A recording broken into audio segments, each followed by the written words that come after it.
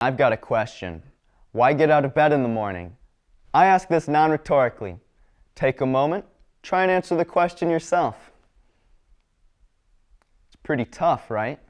I intend to answer this question in my speech today, but before I begin, I want to acknowledge that this speech will be highly anecdotal. This is just my take on this subjective question. My take being, it's all subjective, and that gives us the freedom to choose. That being said, I'm an expert on this subject because I learned it the hard way. Over the course of my life, I've suffered major depressive disorder, as well as oppositional defiance disorder. Mayo Clinic defines each as persistent sadness and loss of interest, also known as apathy, and ODD is a frequent pattern of defiance towards authority, the people trying to get me out of bed. In 2019, I was hospitalized twice for my mental health, the second of which lasted 51 days.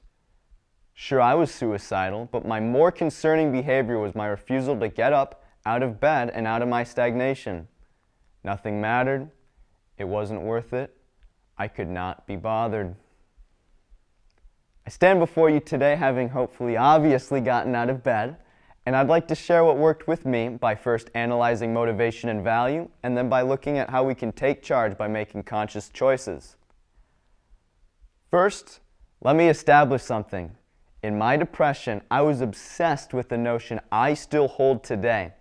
Nothing has inherent meaning. Nothing means anything just because. If anything held objective meaning, it would be apparent to us all. There's a lot of people who can refute that. The National Institute of Mental Health stated that 8.3% of U.S. adults had at least one major depressive episode in 2021 alone. Those are both sad, but important. Like I said, I still hold this notion today. COVID strained us all. The American Psychological Association stated that there was a significant increase in mental health issues.